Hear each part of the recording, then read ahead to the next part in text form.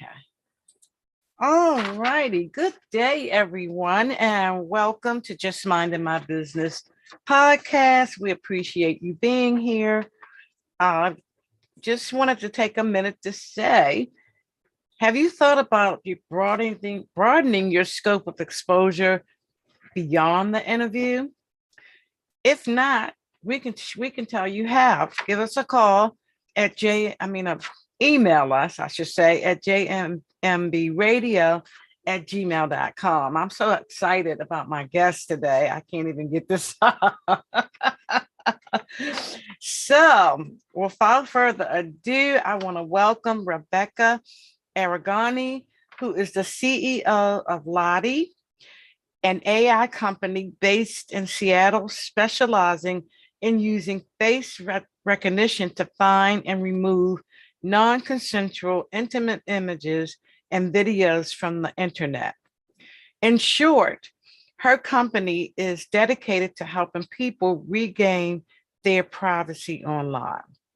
Rebekah has demonstrated a history of success in e-commerce, digital marketing, and operations, having helped launch large-scale AI projects for some of the top brands in the world, such as Getty, UPS, AT&T, and others. Welcome, Rebekah. I am so excited about this conversation because our lives is an open book. Mm-hmm. Absolutely. So tell us how you support these companies in getting more privacy. Yeah, absolutely. So we really are focusing more on the individuals and even people who are doing, adult content creation. Essentially, what we're doing is people can come to our site, they'll upload a profile image of their face. We'll run that through our system using facial recognition and then serve those users with the results that we found. We have millions and millions of assets that we have and that people have essentially access to. And so we'll serve them their results. We have about a 98% positive rate. And so when people see this, they basically are able to use the DMCA law to get these taken down then. A lot of the times people don't even know that they have images or videos out on the internet. People think, oh, I've had a fantastic relationship. My ex would never do this. Or I have friends and no one would ever post pictures or videos of me. But the majority of the images and videos that we come across are actually from hackers or from hidden videos. Wow. That's very, very, very interesting, because back in the day, we didn't have all these issues. You had the Polaroid camera, and that was the end of it. Absolutely. And most of the demographic that we found, so there are about 10 million people in the United States alone that are affected by image abuse or, colloquially known as revenge porn. And I'm so sorry for that. Don't worry about it. We just real people. I have a 90-pound dog, Bernese Mountain Dog, and he is about a year old. So he's still training. But so saying we have about 10 million, there are about 10 million people who are victims of revenge porn, each year. And there aren't a lot of, most of the demographic that we're finding is between the ages of about 18 to 35. And that's those are the users those are the people that are affected the most by this. Okay, so how would one kind of find themselves in that situation to begin with? Like I was saying, it's not, it really can be anyone. It's a lot of the images and videos that are posted on the internet can be from hidden cameras or from hackers. We know that in the United States, there's about 1 in 3 women are victims of sexual assault. Sometimes those are actually videoed or photographed. And we do have, images of those too that are able to get taken down. We do work with a psychologist. We're trying to be as, we don't want to re-traumatize our users, especially if it isn't a case like that. So we do work with a psychologist on staff. She makes sure we go through the entire onboarding, the entire process, so that the users essentially have total control over the process. They're never served images or videos without having consent first, and they're able to leave and come back in the process at any time. Yes, yes. So how would somebody even know to contact you? Because like you said, a lot of times people don't even know that these Yeah. videos exist. Right. So our initial search is actually free. I really do, even if, people think they don't have anything out there, I really do encourage people just to do an initial search. If people go to the website, goloti.com, they can go to the initial onboarding process. We will tell them if we have found any images or videos of them. They then have the option of signing up, being able to remove those or go through our process to get them removed from the websites that are hosting them. And if there aren't any images or videos, that's fantastic. We do have another option where we'll just essentially keep that one profile picture, and then we can alert people if we do ever find anything in our searches that we do. Okay, so that's really a scary thing. Yeah. When you think about it, because I mean, the internet can be an awesome place, but at the same time, there's so many people maliciously using it to just hurt people, and it's a mess. So I'm just trying to wrap my head, because now you're making me think a little bit more about, that could happen to me. It can happen to anybody. It really can. Especially, somebody that, that's on social media a lot, has a heavy presence on the internet. Yeah. That is really a scary thought. It is. And we are noticing an increase, of course, in AI generated like deep fakes. There is actually an article that just came out. There is like a Twitch streamer that is actually a victim of having a deep fake. I think it's QT Cinderella.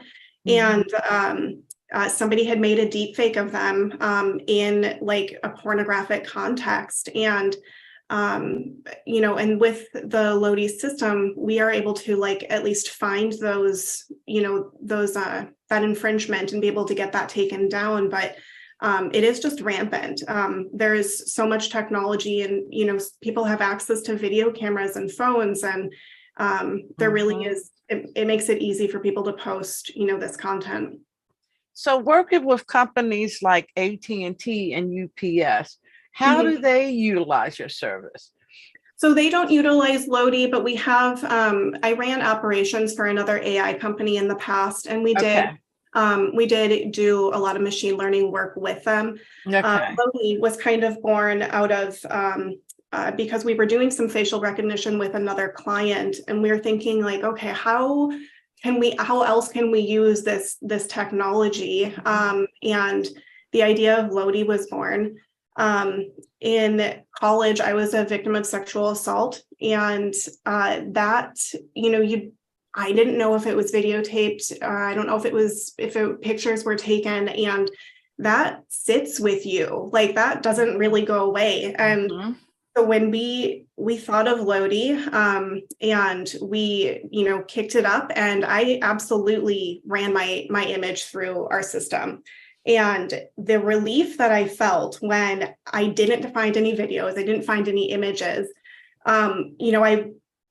it really reaffirmed what we're doing. And I want other people to be able to have that same relief, or heaven forbid they do find images or videos, to be able to get them taken down quickly. Yes, absolutely. That is so beautiful of you to even think about doing something like that, because most people don't even think about that.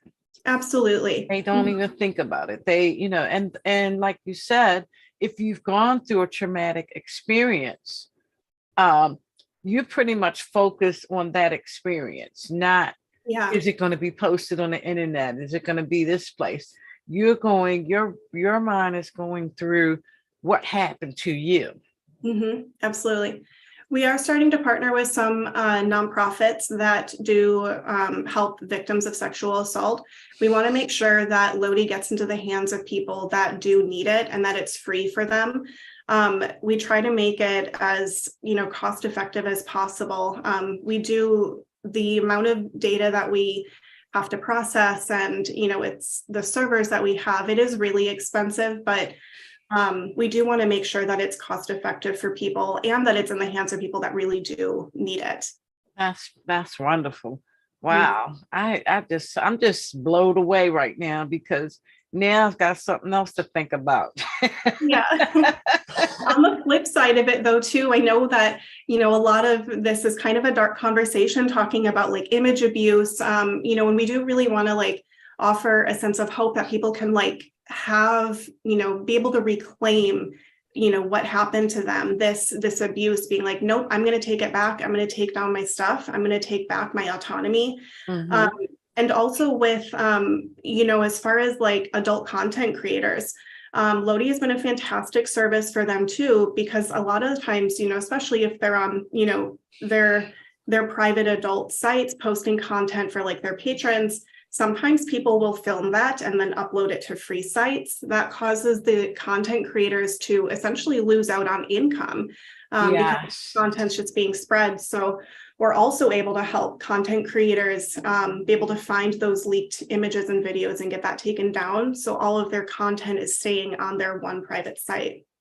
Yes, that's amazing. And that's important too. As a person that's in the digital world, I would Mhm. definitely be concerned about that. Right, Um, absolutely. in terms of if I'm creating something for my customer and then Mhm. I see it somewhere else that I didn't put it. Yeah, definitely. Absolutely. Yes, I will be definitely quite upset. And just for clarity purposes, artificial intelligence, Mhm. can we talk about, just kind of define what it is for our audience?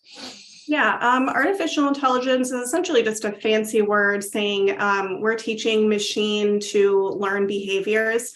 They're So in this case, we're doing facial recognition. So we essentially taught our computers to look at data points like within the face. So everyone has a unique face.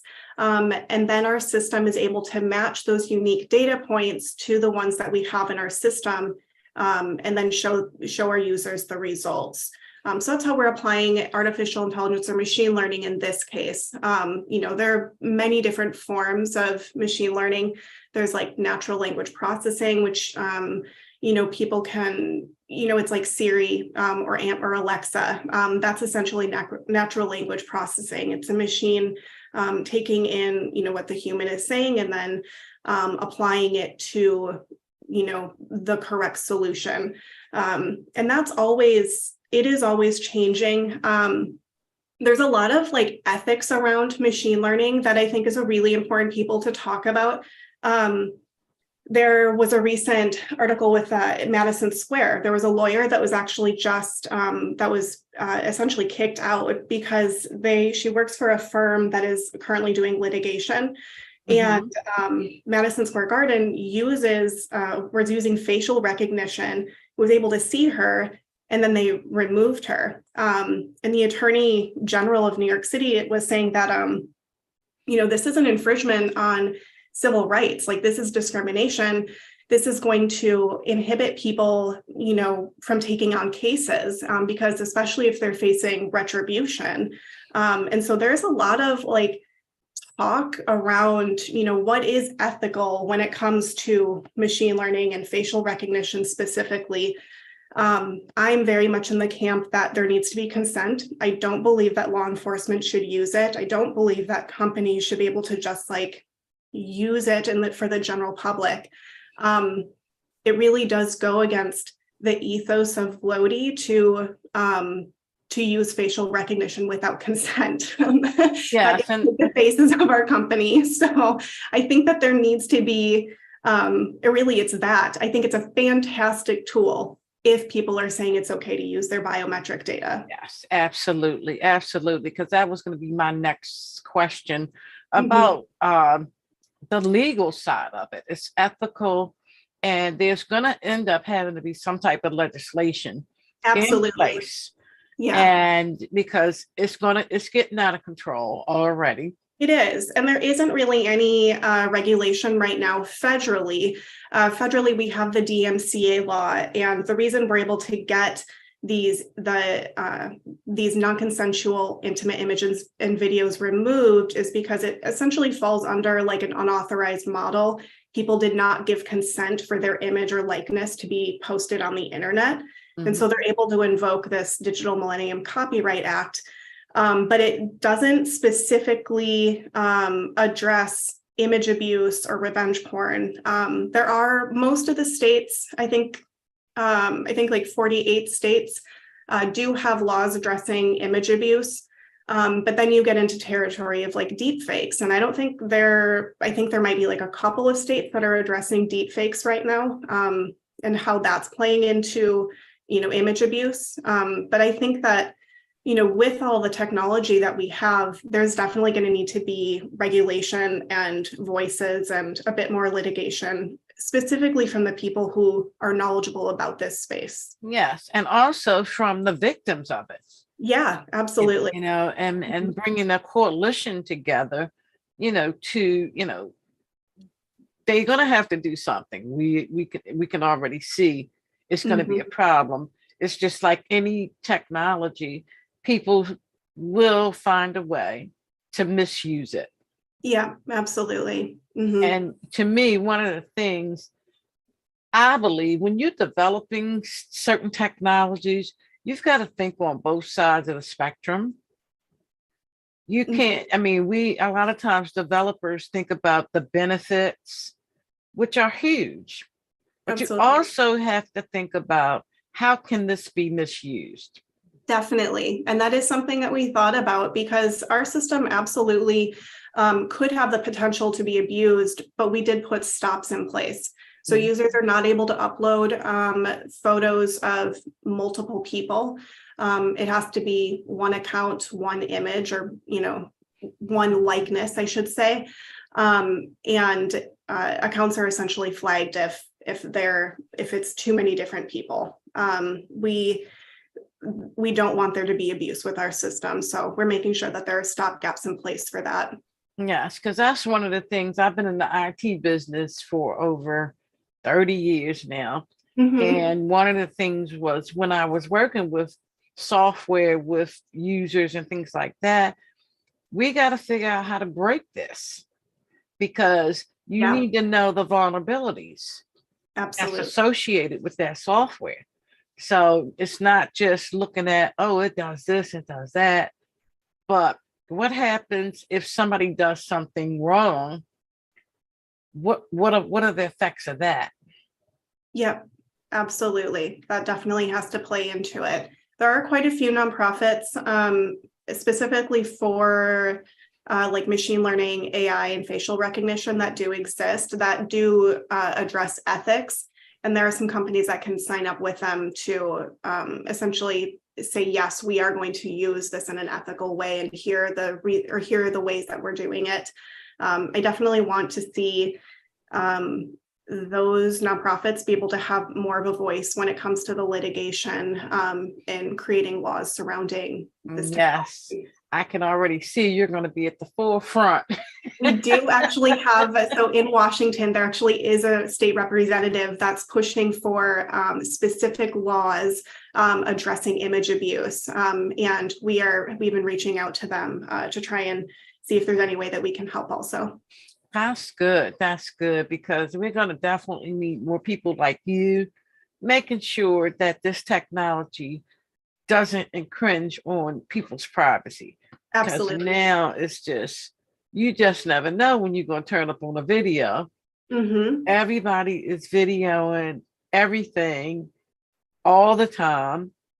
And it's just amazing. You just don't know. Right. Absolutely. You just don't know. So I know you talked about nonprofits as being your target audience, but what other types of people or companies would your company serve? So we don't, so we specifically do not address anything underage, mainly because we are not knowledgeable in that space. It's not something that I want to address because it's so sensitive. And there are already people in that space that are, they've been in this space for so long and they're so knowledgeable. So we are providing some of our data sets, at least to these companies, to be able to train for themselves, to help improve their own process so that they can, keep on with their initiatives with this. And then, so really our focus is to be able to help nonprofits free of charge, of course, because it really just goes against our ethos to charge companies for that. Mhm. And we do offer it, of course, to individuals and then our content creators.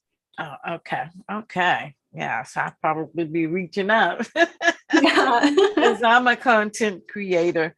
Mhm. This is amazing. This is amazing because AI is I've been doing my own little research, bringing some things into my company, Mhm. and I'm a very leery about the facial stuff, Mhm. because I'd rather use like a cartoon or some kind of animated type image as opposed to using a real face, because like you said, I don't know if that's going to end up getting hacked Right. or what.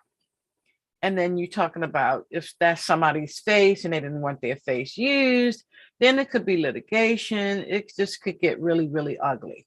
Yeah, absolutely. It Mhm. could get really ugly. So anybody out there that's a creator, you probably definitely want to connect with Rebekah, because if you're going to be moving into that area, you want to know what you're up against Mhm. Definitely. up front. You definitely want to know. So again, Rebekah, the name of your company, how can people get in touch with you if they want to work with you? Absolutely. So if people are interested in the service, again, the first search is free. So I really do encourage people to at least just do that initial search, even if you don't want to sign up. But you can do that at goloti.com. That's GOLOTI.com. And if you're looking to personally connect with me, I am on LinkedIn. I check it frequently and I have messages open. So I really do encourage people to chat with me. I'm here. So Yes, I am just honored to meet you. thank you. And, You too. there's not many women Mhm. that I've met in this space. Uh, Yeah. so I'm honored that you even took the initiative to go there. And why did you? Let me just ask, what's your Yeah. motivation? Um, Honestly, I saw the opportunity, and I just wanted to do it. And it has been hard. I feel like, especially as women, I feel like we end up juggling just so many more roles. I'm a mom of 3 kids. I have a dog. I have a business. And and Yes, then on top of it, I have to make sure that I'm okay and I'm doing well. It is a lot to juggle. There was a learning curve, especially doing operations and then transitioning to essentially just running an entire company, really figuring out how to delegate a bit more, how to kind of just trust people, to be able to take care of things, but also to make sure that my presence is there. I've definitely come across, I don't even think people really realize it, how they just diminish a woman's opinion. And so I definitely have a much louder voice, and I am much more, I guess, vocal about my wants and my needs. And I'm definitely making it work. And I think it's really important for future generations to see women in positions like this and being able to, handle a CEO role and still take care of themselves. absolutely, absolutely, because you're paving the way for the next generation. Because Absolutely. especially in this industry, I've been in the IT business, like I said, for over 30 years. And when I first started, it was only men. Oh, I worked definitely. with 90% was men. You might have saw one other female, in the industry. And I was never treated as an equal. Yeah. Even though we working side by side. Yeah. So it's good to see women making a louder noise in the technology space. You know, I just feel like it's definitely needed because we think a little bit differently than our male counterparts. And because of that, we sort of see things sometimes that they don't see. Right. Because we think a little more outside of the box for the reason we always juggling with kids, you know, family, husbands, you know, and the duties that come along with that. Yeah, absolutely. The multiple hats. Yeah. So we understand. We just have a knack for it naturally of being able to manage different roles. Absolutely. Yes. Absolutely. Wow. So thank you so much, Rebekah. I am so honored to meet you. Thank you. I am definitely interested in learning more about what you do and staying in contact in terms of how you're serving the nonprofit arena, as you know, because this is going to be huge for them, because there's so many nonprofits that deal with sexual assault, all kinds of different things, narcissism, and you know, all kinds of stuff. And this is a part of that. Yes, absolutely. This is definitely a part of that. And you know, because I know someone that, you know, basically their home was tapped, you know, internet, all of these different things. And now we have the face recognition. That's just something else to add to the pile. Yeah, absolutely. And we definitely need people like you who are ahead of the game to be a part of making sure that it's safe. Definitely. Definitely happy to contribute. Absolutely. So thank you so much, Rebekah. We Thank appreciate you. And one more time, just let everybody know how to reach you. Yeah, so you can check out Loti at goloti.com, GOLOTI.com, and Rebekah Arrigoni, you can just find me on LinkedIn. Okay. All right. It was a pleasure. Looking forward to more collaborations. Definitely. And